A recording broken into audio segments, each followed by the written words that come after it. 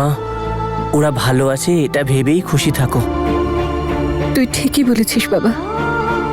মাহি, একটু দেখ না রে, তনু এরকম কিছু পোস্ট করেছে কি? ও কেমন আছে কিছুই জানতে পারছি না রে। তনু বৌদি তো খুব একটা কিছু পোস্ট করে না সোশ্যাল মিডিয়ায় মা। তুই এখন ওকে বৌদি ডাকছিস? অভ্যেস হয়ে গেছে তো।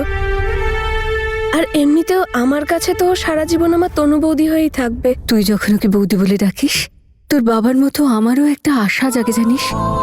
মনে হয় উপরওয়ালা হয়তো আমাদের কথা শুনবেন আর ওরা দুজনে আবার এক হয়ে যাবে। মা, স্বপ্ন দেখা তো দোষের নয় বল। বেশ, বিয়ে করে ক্যানাডা চলে গেছে, কিন্তু আমার মন যেন মানতেই চাইছে না রে। এখন এরকম মনে হয় যেন সবকিছু ঠিক হয়ে যাবে। বিশ্বাসই হয় না আমার যে আমার বীর এমন কিছু করেছে।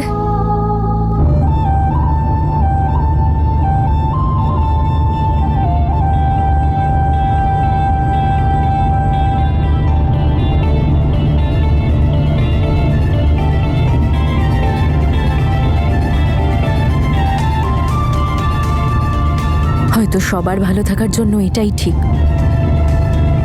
এই ছবিটা দেখে অন্তত সবাই বুঝবে যে আমি ভালো আছি।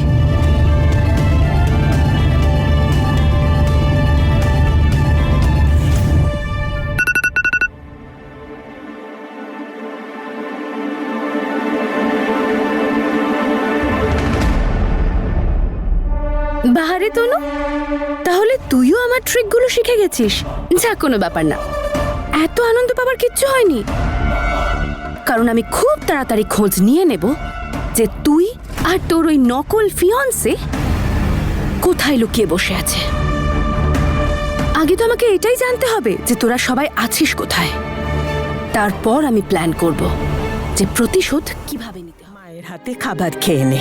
আসলে কি জানিস তো, সন্তান যতই বড় হোক না কেন, কিন্তু মায়ের কাছে সন্তান সবসময় ছোটই থাকে। খেয়ে নে বাবা। মা, ও উপরওয়ালা সবসময় তোমার প্রার্থনা তো শোনেন। তাহলে আমার হয়ে বলো না ওনাকে যেন আমার তনুকে উনি খুব ভালো রাখেন। আরে বাবা, এটা কি বলার মতো কথা? আমরাও তনুর জন্য চিন্তা করি যতটা তুই করিস। তাহলে তনু ম্যাডাম, এইটা আমাদের একটা ছোট্ট সেটআপ। এখানে আপনাকে কেউ বিরক্ত করবে না, কেউ ইন্টারফেয়ার করবে না। আপনি নিজের মতো করে কাজ করবেন। কেমন লাগলো?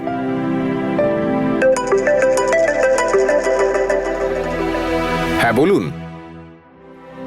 আরে ডান, সুপার, দারুণ।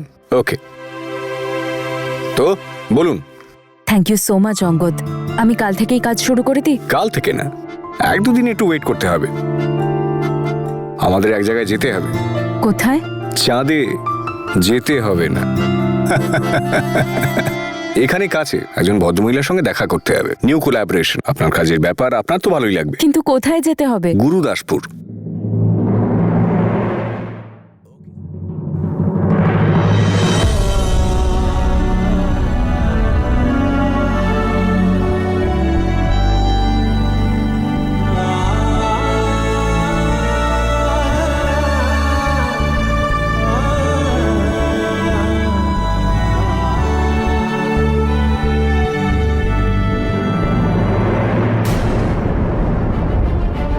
বাবা কোথায়? বাবা, বাবা তুমি কোথায়?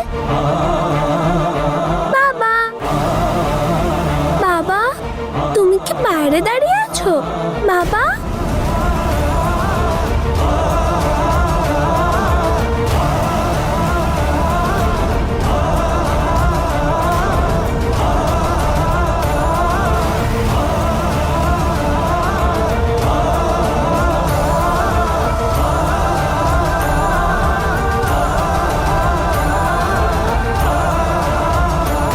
যেটা ভয় পাচ্ছিলাম সেটাই হলো, সেটাই। তনু ম্যাডাম, কি যে করেন না আপনি।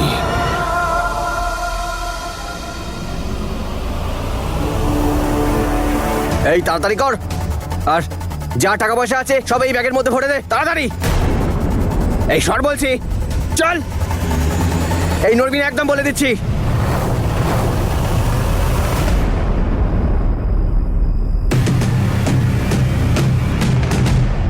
তাড়াতাড়ি কর, কি বলছি বুঝতে পারছিস না? ভরেতে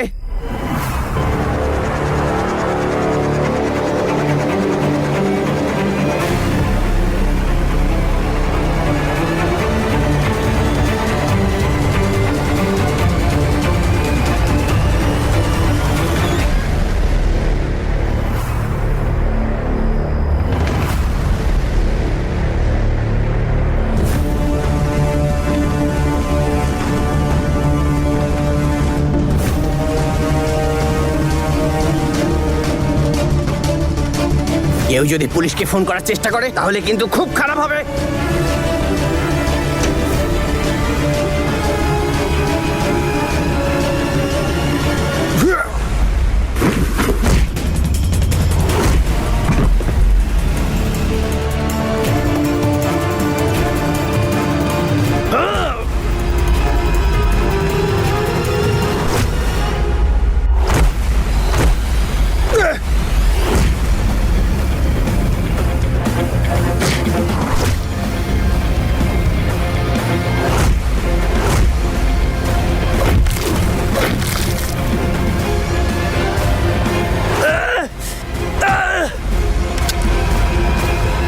খুব খারাপ হবে।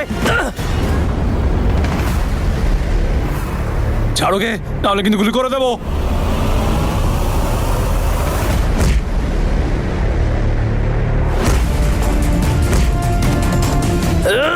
মার ওকে।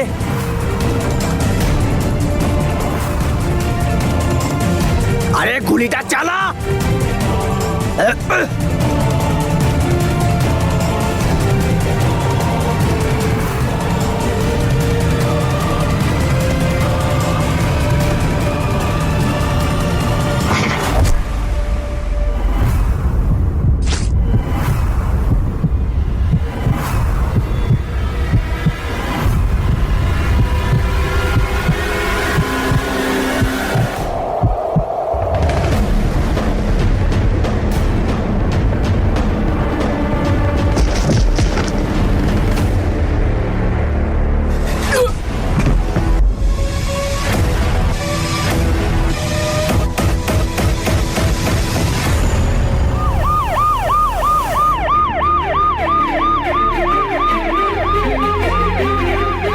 আসুন ইন্সপেক্টর, পেট্রোল পাম্পে ডাকাতি করতে এসেছিল এরা। স্যার, ওকে চিনতে পারছেন না? এখানকার বড় গুন্ডা তো। তোকে অনেকদিন ধরেই খুঁজছিলাম, আজকে তোকে ভালো করে আপ্যায়ন করব। চল নিয়ে যাও ওকে। থ্যাংক ইউ, আপনি সময় মতো ফোন করাতে আমরা এখানে আসতে পেরেছি। থ্যাংক ইউ আমাদের নয়, থ্যাংক ইউ ওনাকে বলুন, উনি আমাদের বাঁচিয়েছেন। থ্যাংক ইউ ইয়াং ম্যান, তোমার জন্যই চোরকে আজকে ধরতে পারলাম। স্যার, এটা ওদের গান। থ্যাংক ইউ, আপনি সত্যি খুব সাহসী। বাবা কোথায়? বাবা বাবা তুমি কোথায় লুকিয়ে আছো? বলো না কোথায়? তনু আন্টি, বাবা কোথায়? তুমি তো প্রমিস করেছিলে বাবাকে আনবে। কোথায় আমার বাবা? বলো না। রিয়া, ওখানে লুকিয়ে নেই তো? বাবা, আপনি রিয়াকে বলেছেন ওর বাবা আসছে, আর আপনার মনে হয় আমি ওর বাবা? তনু আন্টি বাবাকে কোথাও খুঁজে পাচ্ছি না। তনু আন্টি তুমি আমাকে মিথ্যে বললে? না রিয়া, আসলে আমি না, আমি বলবো না কথা। তুমিও আমার প্রমিস ভেঙেছো, পপিন্সও আমার প্রমিস ভেঙে দেয়। বাজে বাজে, তোমরা সবাই বাজে। আমি কথা বলবো না। রিয়া, আমার কথা শোনো। আমি তোমাকে কি বলেছিলাম যে বাবা কোনোদিনই আসবে না, কোনোদিনও আসবে না বাবা। আমার কথা শোনো। পপিন্স পপিন্স সব সময় তোমার কাছে থাকবে, সব সময়। দেখো, আমি তোমাকে নিজের হাতে খাইয়ে দেবো, আমরা ঘুরতে যাব, পিকনিকে যাব। তোমায় বকেছি জন্য সরি, ঠিক আছে? এবার কান্না বন্ধ করো। ছাড়ো আমাকে, আমি তোমার সাথে কথা বলবো না। আমি আমার বাবাকে চাই, ব্যাস। তনু আন্টিও মৃত্যু, তুমিও মৃত্যু। পপিন্স ভালোবাসে না তোমায়, পপিন্স।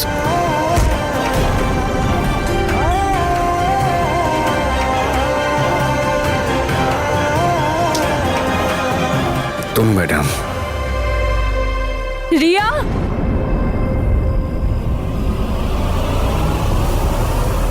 তনু ম্যাডাম বাদ দিন না। একেই অনেক সমস্যা তৈরি করেছেন। প্রথম থেকে আমি আপনাকে ইনভলভ হতে মানা করেছিলাম এই ব্যাপারে। না জেনে না বুঝে আপনি যা ইচ্ছে তাই করে যাচ্ছেন বারবার। এক মুহূর্তের মধ্যে সমস্ত জিনিস আপনি একেবারে শেষ করে দিলেন।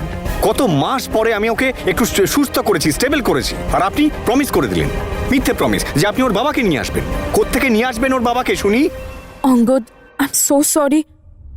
আমি ভেবেছিলাম আপনি আপনারই মেয়ে। ম্যাডাম, ও আপনাকে পপিন্স বলে ডাকে, তাই ভেবেছি ভালোবেসে বাবাকে পপিন্স বলে।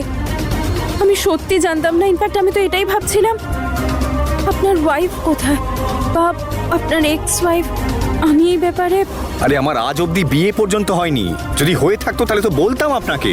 আপনার সাথে এনগেজমেন্ট হয়েছে আমার, হোক সে মিথ্যে, কিন্তু আমি কোনোদিনও কোনো সম্পর্ক মিথ্যের বুনিয়াদে বানাই না তনু ম্যাডাম। এইটুকু আপনার বোঝা উচিত ছিল। আমি কি করে বুঝবো এই কথাটা? আপনি রিয়ার ব্যাপারে কিছু বলেছিলেন আমাকে? না, বলিনি, কাউকেই বলিনি, কারণ আমি আমি এই ব্যাপারে কোনো সাফাই দিতেই চাই না। আপনি বলতে না চাইলে বলবেন না, আমিও জানতে চাই না। আপাতত আমি রিয়াকে সামলাতে চাই, ওর অবস্থা খুব খারাপ। রিয়া, আমার কোন মুখে আমি আপনাকে বলবো? কি বলবো আমি? জানি আপনার সঙ্গে কি সমস্ত হচ্ছে, তারপর আমি আমার প্রবলেম। ভগবান। আরে দাদা,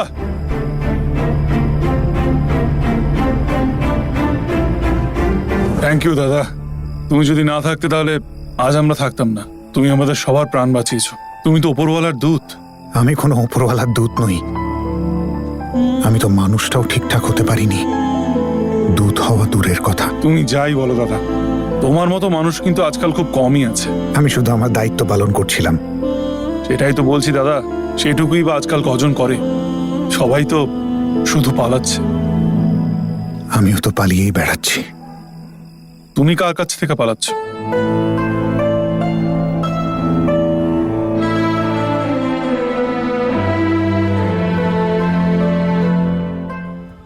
নিজের থেকে, নিজের ভাগ্যের থেকে। যদি বলি যে তোমার ভাগ্যই তোমাকে এখানে নিয়ে এসেছে, তাহলে? আমি ঠিক বুঝতে পারলাম না। তুমি আমাদের জন্য এত কিছু করলে, তোমাকে কি এমনি এমনি যেতে দিতে পারি বলো? আরে দাদা, আমি এমনটাও কিছু করিনি। তুমি শুধু একবার বলো, তোমার যদি কোনো হেল্প করতে পারি আমি খুব খুশি হব। বলো দাদা। যদি এমনটা হয় তাহলে আমাকে একটা কাজ দাও, আর মাথার উপর একটা ছাদ। ব্যাস, এই ব্যাপার। ধরে নাও হয়ে গেছে। তুমি শুধু একটা মিনিট দাঁড়াও, হ্যাঁ? আমি এক্ষুনি আসছি। তোমার মতো লোক কিন্তু আমরা আর পাবো না, এমন বিশ্বস্ত।